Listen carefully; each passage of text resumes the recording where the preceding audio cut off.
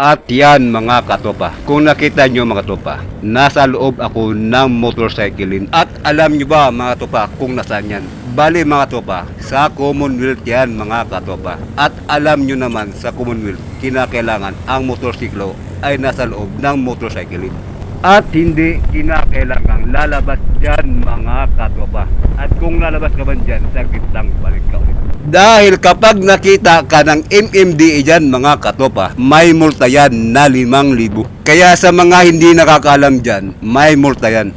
At kagaya ng aking nabanggit, 5,000 ang multa dyan o fine mga katopa.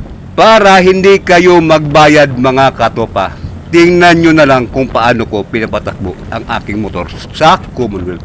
Para iwas na rin sa fine o multa mga katopa. Kaya panoorin nyo na lang mga katopa kung paano ko pinapatakbo ang aking motorsiklo para hindi kayo makapagbayad mga katopa ng multa kapag lumabas kayo sa motorcycling.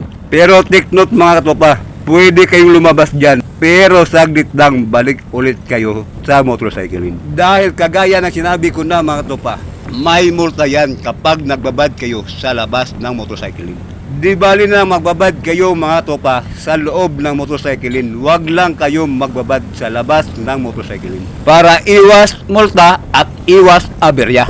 Kaya tingnan nyo mga katopa kung paano ko minamaniho ang aking motorsiklo sa loob ng motorcycling. Para iwas multa, iwas aberya. Dahil kagaya ng sinabi ko mga topa, hindi bali nang magbabad kayo sa mismong loob ng motorcycling. Wag lang sa labas ng motorcycling kayo magbabad mga topa. Para iwas multa, iwas aberya.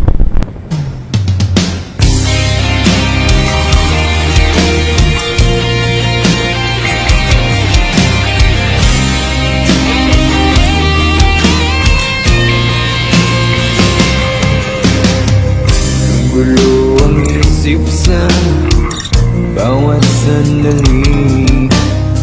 Nagulat ang aking mata sa paghihingagpis.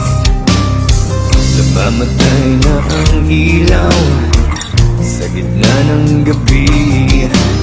Liwanag ay naglalaho kasama ang ngiti.